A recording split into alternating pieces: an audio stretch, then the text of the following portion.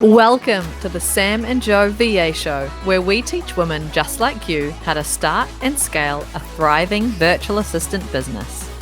We're your hosts, Sam and Joe, and get ready to have the control, flexibility, and freedom you've always dreamed of. Welcome to episode 84. Should you give this VA gig another go? Such a good question, because there's a number of reasons why a virtual assistant has left in the first place, which vary considerably, which we're going to go through in this episode. But in terms of like second chances and whether or not you should give things another go, like I get excited about that, and I think you do as well, Joe. This is a clean slate. This is your chance. This is your chance to have a do-over, to do it differently, and that to me is super, super exciting. Yeah, I think we often get asked, like, if we knew what we knew now, would we go back and do it again? And we always say yes, but we would do things so differently from all the lessons that we've learned. And some of the kind of key things that we would do differently, we're kind of going to go through in this episode as well. So Yeah. Stay tuned for that. Okay, so one reason, and we actually know a few virtual assistants that have left temporarily because they have decided to grow their family, have another baby. So they've taken some maternity leave. And this is normally the freelance virtual assistants. So they don't have a team. They don't necessarily want a team. They just want to take some time off to spend with their newborn, which is fair enough. Yeah. So that's kind of a common reason why someone would stop being a virtual assistant and then want to give it another go, because it's a super flexible thing to do from home, right? Around family and kids. One of the reasons why we love this industry. So if you have been on maternity leave and you're thinking about whether you give this another go, we say go for it. If you've done it before, you enjoyed it, now start to think about what you could do differently. And you could start slowly. You could really think about the hours now that you want to work, so it suits. Maybe you worked full-time previously. Now you want to have a think about actually what specific hours do I want to do.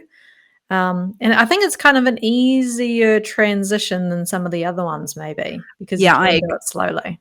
I agree. I mean, you're not leaving because it wasn't a profitable business or you didn't have any clients. You know, we're assuming that this is, in this particular example, this is the only reason you're leaving.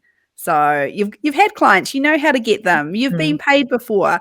People pay you for your work. You're happy in the services that you provide. So for me, I agree, Joe. This one is a no-brainer. Why wouldn't you give it another go? But yeah, that kind of being really aware of the boundaries you put in place when bringing on new clients again, so you then don't end up burnt out. So you're looking after a wee one still all the hours, and then you're kind of trying to fit in the client work in nap times or in the evenings. Like, we don't want you to get burnt out. That would be the only kind of, be aware of this, please. Don't get burnt out. Yeah. And you might slightly change the services that you provide. You might have been doing inbox management or answering phones previously. You might have to think about what you want to do instead that gives you more flexibility. Yeah. Next up, you left the virtual assistant industry because of financial reasons. You weren't able to pay the bills. Wasn't buying the groceries. It wasn't, paying the rent or the mortgage and all those other multiple bills that we have to pay. So financially, it wasn't working. You had to step away and get a 9-to-5, which is disappointing. It is. And you've got to really take a look at why you weren't earning in your business. Was it a pricing issue, your rates? Was it that you couldn't step outside your comfort zone to find those clients? Did you not have a kind of consistent and clear lead generation strategy? What did you kind of reinvest all of the money that you earned thinking that was, the best thing for the business? take a look back and figure out why it wasn't working financially and Mm. whether you're likely to make those same mistakes, Mhm. whether you need to do some kind of money block kind of work first. What is it that you would need to do differently? And are you willing to do it differently? Yeah, lessons learnt. This is a powerful thing. If you can look back with, gosh, Tracy Hancock, our friend Tracy Hancock, she always says with curiosity and kindness, doesn't she? Mm, You can look back with curiosity and kindness. So this isn't, you don't want to be beating yourself up about all the things that you did wrong. So we're not suggesting that. However, this is your opportunity to really look at going, right, this didn't work the first time. I'm not going to make the same mistake again because otherwise you're just going to end up in the same place, right? mhm, mhm. Yep. Mm, Okay. mm. Next one is that you might have gotten burnt out and you couldn't continue the business any longer. It was no longer good for your health, your well-being. Maybe you physically couldn't work anymore because of burnout. Yeah, this is one we see a lot, and I know both you and I at times have almost been at that point. I know I certainly have. Like, oh Mhm, my god, why am I doing this? Why am I working all of the hours for very little profit? So there's still profit. So this is not necessarily a financial reason, but mm, I'm working so many more hours from that doesn't equate to the rewards I'm getting. yeah, I'm not taking holidays. I'm getting phone calls at 10 o'clock at night. I've got clients that are emailing me at the weekend waiting for stuff. I mm, may as well just be going back to my 9 to 5 where I get my weekends and I get my holidays and I get paid for it. yeah. There's kind of a few reasons why you get to that point, and we've got a really great podcast episode previously to check out about burnout Mm. and how to avoid burnout. So check that out if you are in that feeling right now or about to feel burnt out, go and check that out. So there's kind of like um, boundaries is a big Mhm. reason or lack of lack of Yes. boundaries is one of the reason that you can get to burnout. You haven't specialized, so you're kind of offering everything and anything, Mhm. and your rates are too low. Mhm. Those could be kind of the reasons why you found yourself in burnout. So again, with curiosity and kindness, thank you, Tracy Hancock. Have a look back. Are you destined to make those same mistakes again because you're not willing to make changes or do things differently? Or are Mm. you willing to specialize right down, to charge premium rates, to have very, very clear boundaries that you never let people um, cross? Mm. Then it could be a great idea for you to give it another go. Yeah, and for this one and for some of the others, but for this one in particular, I'd also like going back to why you want to return to the virtual assistant industry, why you want to work for Mm, yourself. If you can keep that in the forefront of your mind every single day for every single decision that you make, then that really helps with those boundaries. It helps you feel more comfortable and more confident saying no to things. mm, Mm. It's your life, right? Yeah, You are in yeah. control. Okay, next up, you didn't get enough clients. Mm. No one was hiring you. Yeah, this is about taking a look back and figuring out the reason why you weren't getting the clients. Was your messaging super wishy-washy and not very Mm, clear? Did you commit to a consistent lead generation strategy and do that every day and do the right things rather than just thinking that posting on social media was going to get you clients? Have a look back Did you really do the things that actually mattered? The things that we teach here at the VA Foundry and we talk about in many, many podcasts. Are Yeah, you willing to make the changes you need? yeah. This one for a lot of virtual assistants, they haven't been prepared to take the action or the type of action that requires them to step out of their comfort zones. Mhm. It's a lot of it is around the relationship building. They don't wanna go to networking events. They potentially are online networking, and there's nothing wrong with online networking. That's what I did. I never went to an in-person networking event. So online networking works, but there's definitely ways in which to do it in order to attract your ideal clients. And then Mhm. there's ways that are just going to come across as desperate and no one's going to want to touch you. Yeah. Yeah. Coming into the VA industry again because you're desperate for clients, desperate for money, desperate for many things, it's not a good reason to come back in. No, Mm. no. Okay, next up on our list is health. You've had a major health issue, whether yourself or somebody close to you, and you've needed to step away from the business in order to put whether it's your health or somebody else's health first. Mm. So are you willing to have some really clear structure in your business? Again, some really clear, solid boundaries. Mm, And are you willing to create a business that puts your health first? Because that mm. is possible.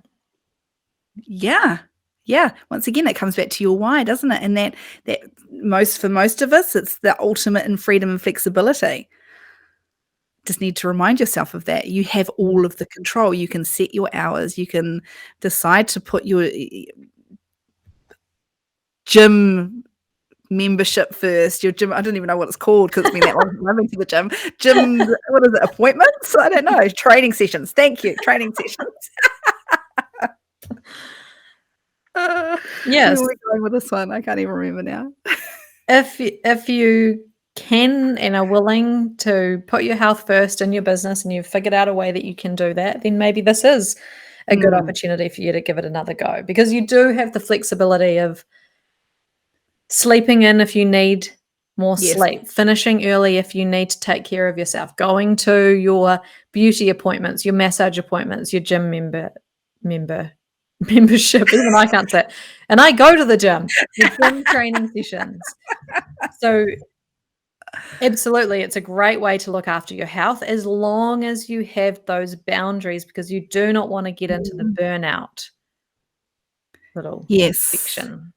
And also, I think with this one in particular, you're probably gonna be very aware of the fact that this could happen again. Mm, So, maybe structuring your business this time round in a way where if you did have to take some time, a significant amount of time away from the office, then somebody could maybe just slide right in and take on those responsibilities for you. mm. Yeah, so is building a team right from the very start something you need to think about this time so that you can take time off at short notice? Mm, Great point. thanks. And another reason that people might have left, or you as a virtual assistant might have quit your business, is because you missed being around other people. Yeah, we Can hear be this a lot. very lonely as a virtual assistant if you Yeah. let it be lonely. Yeah, Yeah. yeah. If this was you, my number one suggestion would be, okay, thinking about dipping my toes back into this, what can I do in order to lessen that feeling of Mm, loneliness? mm, Can I afford to go to a co-working space a couple of days a week so I get some social kind of interaction that way? mhm. Can you join something like Sam's Virtual Assistant Network of New Zealand, Mm, where you've actually introduced virtual co-working sessions and you have a lot of yeah. Friday drinks and quiz nights and a lot of things that builds community and has people feel less alone. So is there Mhm. something in your country, in your region or locally that you could do that puts you around other people in business or other virtual assistants where you can feel less alone. And are you willing to do that? Yeah, that's the thing. These opportunities, they're not new. They've Mm, always been around. Are you willing to do what it takes to make the most of those opportunities, to say yes, to turn up? mm. Yeah. Mm. Because there's a lot of fear around giving it another go. You might be feeling that other people are going to judge you and say, "Oh, just it didn't work out the first time. Like, then you're going to give it another go." Mm. And what if Yeah. it doesn't work out again? What if Yeah, your business does fail? does that mean that you're a failure as a person? Mm, Very valid fears. Very valid fears. Not everyone will be feeling that, likes of Joe and I. We wouldn't. Just naturally, as we said right at the beginning, something like this excites us. It's a new opportunity to do something new. But not everybody is like Joe and myself. So we understand that there are fears around putting yourself out there again and mm, how that is viewed, whether that's by your family, your partner, your friends, your ex-clients, your ex-bosses.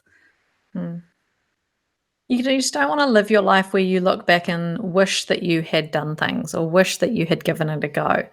Like, you're going to regret that a lot more than giving it another go, realizing it didn't work out and doing something different. Like, you're not going to regret that when you're older. Not at all. What's the worst that can happen? Mm. I think it was Amy Smith who said in the podcast episode that we did with her when we interviewed her about being a virtual assistant, she talked about how um, she tries to think about what is the worst that could happen, and often the worst is that you stay in exactly the same position that you are in right now. That's the worst. Yeah. So why not give a lot more things a go? So what do you reckon, Joe? Should you give this VA gig another go? You should, but only if you are willing to step outside your comfort zone, do the hard stuff, and potentially do things differently this time based on the lessons learnt and the reasons kind of why it didn't work out the first time. If you are willing to do that, then absolutely, we think you should give it another go. Thanks for listening to this episode of the Sam and Joe VA Show. If you'd like to find out more, head to the VA Foundry website to check out the Members Club and the amazing resources, training, and coaching. You can find us at thevafoundry.com.